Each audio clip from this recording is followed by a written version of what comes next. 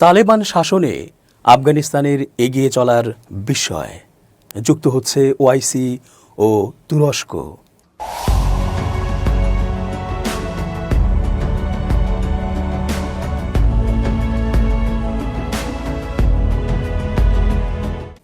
আসসালামু আলাইকুম প্রিয় দর্শক, আমন্ত্রণ আজকের আলোচনায়। চেঞ্জ টিভির আন্তর্জাতিক চোখ অনুষ্ঠানে জি রতন স্বাগত জানাচ্ছি। আল্লাহর উপর ভরসা রেখে তার রহমত কামনায় ধৈর্য, একাগ্রতা ও তীব্র প্রত্যয় থাকলে যে কোনো সংগ্রামে যে জয়ী হওয়া যায় তা আফগানিস্তান ছাড়া প্রকৃষ্ট উদাহরণ নিকট অতীতে আর কি বা আছে। জেনারেশনের পর জেনারেশন পেরিয়ে গেছে, কিন্তু লড়াই থামেনি। তাই তো শক্তিশালী পশ্চিমাদের বিরুদ্ধে তুলনামূলক অনেক কম অস্ত্র, রসদ, অর্থকড়ি, ক্ষমতা, সৈন্য নিয়েও ফিরে এসেছে আফগানিস্তানে তালেবান শাসন। তথাকথিত নিষিদ্ধ তকমা দেয়া তালেবান এখন অনেক দেশের কাছেই রোল মডেল। সম্প্রতি ওআইসি ও তুরস্ক আফগানিস্তানের ঈর্ষণীয় উন্নয়নের গল্পের সঙ্গে নানা বিষয়ে সংযুক্ত হতে চাইছে। ইসলামিক সহযোগিতা সংস্থা ওআইসি এবং তুরস্ক আফগানিস্তানের বর্তমান তালেবান কর্তৃপক্ষের সঙ্গে টেকসই সম্পর্ক বজায় রাখতে এবং আফগান জনগণের কল্যাণে গঠনমূলক সংলাপ চালানোর প্রয়োজনীয়তার উপর গুরুত্ব আরোপ করেছে। এ বিষয়ে ওআইসির বিশেষ দূত তারিক আলী রাকিত এবং তুর্কি পররাষ্ট্র মন্ত্রণালয়ের দক্ষিণ এশিয়া বিভাগের প্রধান জিহাদ এরগিনায় আফগানিস্তানের রাজনৈতিক, অর্থনৈতিক এবং মানবিক পরিস্থিতি নিয়ে বিস্তারিত আলোচনা করেছেন। বিবৃতিতে বলা হয়েছে, আফগানিস্তানের বিভিন্ন গুরুত্বপূর্ণ ইস্যুতে সহযোগিতার সম্ভাবনা এবং স্থায়ী সংলাপের মাধ্যমে আফগান জনগণকে সহায়তা করার উপর গুরুত্ব দেওয়া হয়েছে। সভাটি আফগান জনগণের সহায়তা এবং বিভিন্ন ইস্যুতে কার্যকর সংলাপ বজায় রাখার গুরুত্ব তুলে ধরেছে। তুরস্ক এমন একটি দেশ তালেবানের ক্ষমতায় ফেরার পরও আফগানিস্তানে তার দূতাবাস কার্যক্রম চালু রেখেছে এবং কূটনৈতিক সম্পর্ক বজায় রেখেছে। ইসলামিক আমিরাত আফগানিস্তানের পররাষ্ট্র মন্ত্রণালয়ের দ্বিতীয় রাজনৈতিক বিভাগের পরিচালক জাকির জালালি তুরস্ক সফরের সময় তুর্কি পররাষ্ট্র মন্ত্রণালয়ের কর্মকর্তাদের সঙ্গে দ্বিপক্ষীয় বিষয়গুলো নিয়ে একটি কমিশন গঠনের বিষয়েও আলোচনা করেছেন। রাজনৈতিক বিশ্লেষক আজিজ মাআরজ বলেছেন, ওআইসি সদস্য দেশগুলো এবং তুরস্ক আফগান কর্তৃপক্ষের সঙ্গে সংলাপ চালিয়ে আফগানিস্তানের সমস্যা ইসলামী নীতির আলোকে সমাধান করতে পারে। আরেক রাজনৈতিক বিশ্লেষক জামালায় আফগানিয়ার মন্তব্য করেছেন, ওআইসি বিশ্বের ইসলামিক সম্প্রদায়ের প্রতিনিধিত্ব করে এবং আফগান জনগণের জন্য পরিস্থিতি উন্নত করতে এবং তাদের রক্ষা করতে তুরস্কের মতো ইসলামিক কনফারেন্সগুলি আয়োজিত হওয়া অত্যন্ত গুরুত্বপূর্ণ। এর আগে তুর্কি পররাষ্ট্র মন্ত্রণালয় বলেছিল, আফগানিস্তান ও তুরস্কের মধ্যে রাজনৈতিক পরামর্শ অত্যন্ত গুরুত্বপূর্ণ এবং আঙ্কারা আফগানিস্তানের সঙ্গে বিভিন্ন খাতে তার সম্পর্ক বৃদ্ধি করতে চায়। বৈরী আমেরিকা এবং তার মিত্রদের সুরে সুর মিলিয়ে পশ্চিমা মিডিয়ায় আফগানিস্তান এবং তালেবান সরকারকে নিয়ে নেতিবাচক খবর প্রকাশিত হওয়া একটি নিয়মিত ঘটনা। বিশেষ করে গণতন্ত্রহীনতা, শরিয়া আইনের ভয়াবহতা, নারীর অনধিকার, মানবাধিকার লঙ্ঘন ইত্যাদি নেতিবাচক খবর আফগানিস্তান সম্পর্কে বিশ্ববাসীর মনে যে চিত্রটি তুলে ধরে তা অত্যন্ত ভয়ঙ্কর। কিন্তু সম্প্রতি সেই পশ্চিমা মিডিয়াতে এমন কিছু খবর প্রকাশিত হয়েছে যা দেখে চমকে উঠেছে বিশ্ববাসী। যেমন, তালেবান সরকার কোনো রাষ্ট্রের স্বীকৃতি না পেলেও বিভিন্ন ইস্যুতে কাজ করছে পরাশক্তি চীন, রাশিয়া সহ তুরস্ক, আরব আমিরাত, সৌদি আরব, কাতার ও পাকিস্তানের সাথে। কঠোর হস্তে দুর্নীতির লাগাম টেনে ধরতে সক্ষম হয়েছে তালেবান সরকার। বিশ্বের সবচেয়ে সেরা মুদ্রা আফগানিস্তানের মুদ্রা আফগানি, এমনকি পারফরমেন্সে শক্তিশালী মার্কিন ডলারকেও ছাড়িয়ে গেছে তালেবান শাসিত আফগানিস্তানের মুদ্রা। মূল্যস্ফীতি নিয়ন্ত্রণে সাফল্য দেখিয়েছে তালেবান সরকার। আন্তর্জাতিক কোম্পানিগুলোর সঙ্গে $650 কোটি চুক্তি করেছে তালেবান সরকার। বিপুল আয়তনের জমিতে সেচ ব্যবস্থা নিশ্চিত করে চাষযোগ্য করতে নিজস্ব প্রযুক্তি এবং অর্থায়নে 108 মিটার প্রস্থ ও 285 কিলোমিটার দৈর্ঘ্যের কোষ টেপা ক্যানেল তৈরি করছে তালেবান সরকার। একের পর এক খনিজ সম্পদ আবিষ্কার হচ্ছে আফগানিস্তানে। ডালিমের রস থেকে উৎপাদিত আফগানিস্তানের পামির কোলা সাফা নামের একটি পানীয় যাচ্ছে যুক্তরাষ্ট্রে। প্রযুক্তির নানা বিষয় নিয়েও কাজ করছে দেশটি। ইতোমধ্যে দেশীয় প্রযুক্তিতে সুপার কার তৈরির ঘোষণা দিয়েছে আফগান সরকার। ক্ষমতায় আসার 2 বছরের মধ্যে আফিম চাষ 95% কমিয়ে ফেলেছে তালেবান সরকার। অথচ বরাবরই আফগান অর্থনীতির বড় একটা যোগান এসেছে দেশটিতে উৎপাদিত বিপুল পরিমাণ পপি থেকে। এতদিন বিশ্বের ৮০% আফিম উৎপাদনকারী দেশ হিসেবে পরিচিত ছিল আফগানিস্তান। এই পপি থেকেই ভয়াবহ মাদক, আফিম ও হেরোইন উৎপন্ন হয়ে ইউরোপ ও এশিয়ায় ছড়িয়ে পড়ত। ২০০১ সাল থেকে ২০২১ সাল পর্যন্ত যুক্তরাষ্ট্রের পৃষ্ঠপোষকতায় পরিচালিত আফগান সরকারগুলো এই পপি চাষ কোনোভাবেই নিয়ন্ত্রণ করতে পারেনি, বরং দিনে দিনে এর উৎপাদন কেবল বেড়েছে। ২০২২ সালেও দেশটিতে ২,৩৩,০০০ হেক্টর জমিতে পপি চাষ হয়েছিল। কিন্তু তালেবান সরকার এই ভয়াবহ মাদক পপি চাষ নিষিদ্ধ করার পর ২০২৩ সালে এসে তা কমে এসেছে ১০,৮০০ হেক্টরে। একসময়ের আফগান অর্থনীতির বড় নিয়ামক এই পপি চাষ আগামীতে শূন্যের কোটায় নেমে গেলেও অবাক হওয়ার কিছু থাকবে না। তালেবান সরকারের নেতৃত্বে মুদ্রা ব্যবস্থাপনা সহ অর্থনীতির নানা সূচকেও বিস্ময়কর উন্নতি করেছে দেশটি। পূর্ববর্তী সরকারগুলোর চরম দুর্নীতিগ্রস্ততা থেকেও অভাবনীয় উন্নতির দিকে ধাবমান তালেবান শাসন ব্যবস্থা। এমন আরও বহু খবর ইদানিং গণমাধ্যমের কল্যাণে জানতে পারছে বিশ্বব্যাপী। ২০২১ সালের ১৫ আগস্ট তালেবানের হাতে কাবুলের পতন ঘটার মুহূর্তে আফগানিস্তানের অর্থনীতি বলতে কিছুই ছিল না। তালেবান কাবুলে পৌঁছার আগেই দেশটির প্রেসিডেন্ট আশরাফ গনি বিপুল পরিমাণ নগদ অর্থ নিয়ে তাজিকিস্তানে পালিয়ে যান। প্রচার আছে প্রেসিডেন্ট গনি $১৭ মিলিয়ন নিয়ে পালিয়ে গিয়েছিলেন। একইভাবে গনি সরকারের ক্ষমতাধররা যে যা পেরেছেন নগদ অর্থ এবং মূল্যবান সম্পদ নিয়ে পালিয়েছেন।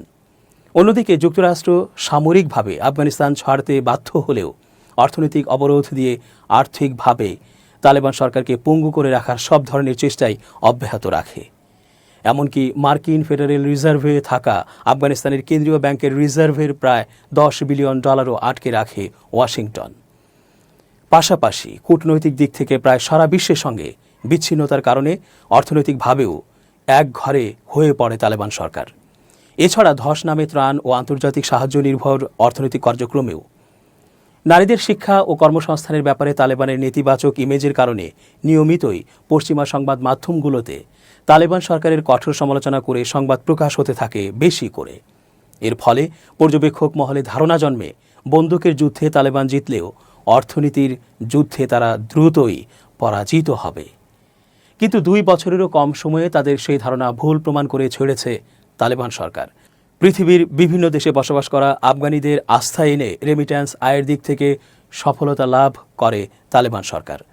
পাশাপাশি রপ্তানি বাণিজ্যেও আগের রেকর্ডকে ছাড়িয়ে যেতে সক্ষম হয়।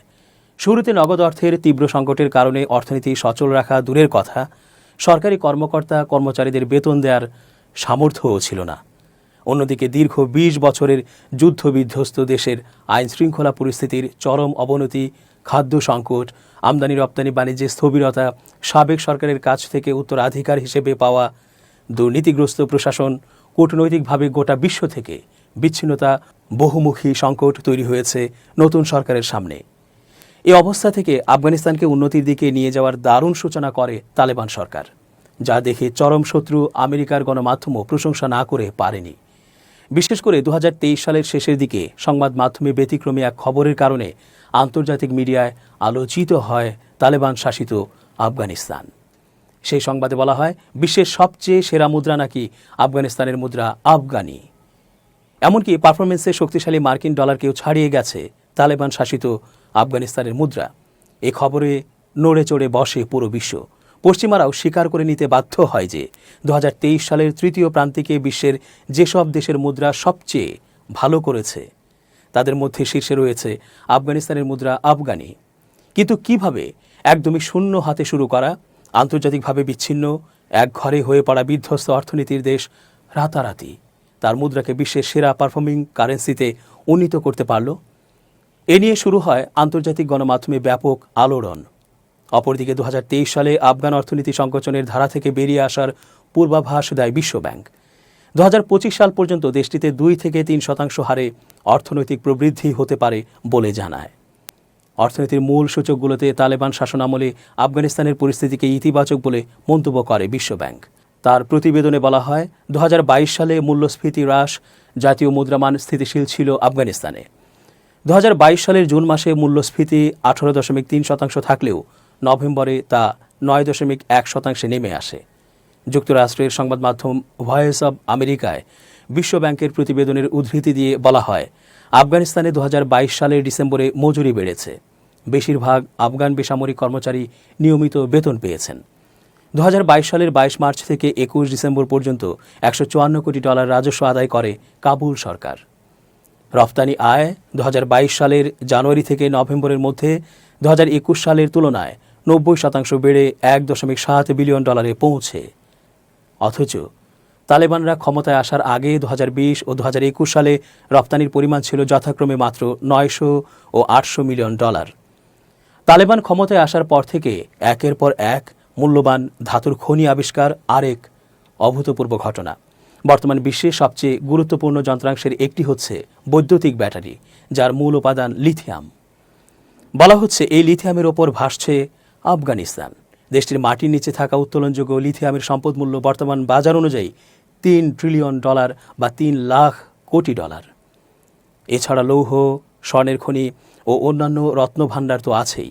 আর এই সম্পদের কারণে পশ্চিমা বিশ্বের নিষেধাজ্ঞা সত্ত্বেও দেশটির দিকে বন্ধুত্বের হাত বাড়িয়ে দিয়েছে পরাশক্তি চীন। পাশাপাশি তুরস্ক সহ অন্যান্য দেশও বসে নেই। তারাও চেষ্টা করছে তালেবান সরকারের সঙ্গে সুসম্পর্ক বজায় রাখার। এরই মধ্যে আন্তর্জাতিক কোম্পানিগুলোর সঙ্গে $650 কোটি চুক্তি করেছে তালেবান সরকার। আফগানিস্তান একটি বিপুলায়তনের দেশ, সেই তুলনায় জনসংখ্যা খুবই কম। কিন্তু দেশের বেশিরভাগ অঞ্চল পাথুরে পাহাড়, রুক্ষ ভূমি এবং সেচ ব্যবস্থার অপ্রতুলতার কারণে চাষযোগ্য জমি খুবই সীমিত। এ কারণেই তাদের প্রয়োজনীয় খাদ্য সামগ্রী উৎপাদন করা সম্ভব হয় না। বেশিরভাগই আমদানি করতে হয়, যার ফলে বৈদেশিক মুদ্রার উপর একটা চাপ পড়ে। এই অবস্থা বদলানোর জন্য একটি গেম চেঞ্জার প্রকল্প গ্রহণ করেছে তালেবান সরকার। আফগানিস্তানের ইতিহাসের সবচেয়ে বড় মেগা প্রকল্প কুশটেপা ক্যানেল নামের একটি কৃত্রিম খাল খননের কর্মসূচি বাস্তবায়ন করছে তালেবান সরকার। 108 মিটার প্রস্থ ও 285 কিলোমিটার দৈর্ঘ্যের এই কুশটেপা ক্যানেল তৈরি এখন প্রায় শেষের পথে। আমোদরিয়া থেকে কুশটেপা ক্যানেলের মাধ্যমে দেশটির উত্তরাঞ্চলীয় রুক্ষভূমিতে প্রয়োজনীয় সেচের পানি সরবরাহ করা হবে। এই খালের মাধ্যমে প্রায় 6 লাখ হেক্টর জমিতে সারা বছর স্থায়ী সেচের ব্যবস্থা করা যাবে। পর্যবেক্ষকদের অভিমত হচ্ছে, এই ক্যানেল বাস্তবায়ন শেষ হলে এর দুই পাশে যে বিপুল আয়তনের জমিতে গম ও ভোজ্য তেলের আবাদ করা হবে, তাতে শুধু আফগানিস্তান খাদ্যে স্বয়ংসম্পূর্ণই হবে না, বরং গম রপ্তানিকারক দেশেও পরিণত হতে পারে। আরও অবাক করার বিষয় হলো, এই বিশাল প্রকল্প তালেবান সরকার বাস্তবায়ন করছে সম্পূর্ণ নিজস্ব অর্থায়ন ও প্রযুক্তির মাধ্যমে। তালেবান কর্মকর্তাদের দাবি, খাদ্যে স্বয়ংসম্পূর্ণতা অর্জনের পাশাপাশি এই কুশটেপা খালের দুই পাশে বিভিন্ন ধরনের অর্থনৈতিক কর্মকাণ্ডে আফগানিস্তানের জাজওয়ান, বলখ ও ফারিয়াব প্রদেশে কর্মসংস্থান হবে 2.5 লাখ আফগান নাগরিকের। কোনো ধরনের বিদেশি প্রযুক্তি ও অর্থায়ন ছাড়াই এ ধরনের মেগা প্রকল্পের বাস্তবায়নের মধ্য দিয়ে তালেবান সরকার অর্থনৈতিক ব্যবস্থাপনায় তার সামর্থ্যের যে পরিচয় দিয়েছে, সেটাও আন্তর্জাতিক মহলের কাছে ভাববার বিষয় হয়ে দাঁড়িয়েছে। দর্শক, আজ এই পর্যন্তই। শুভ কামনা। changetv.press, এক ফোঁটা হলুদও নেই।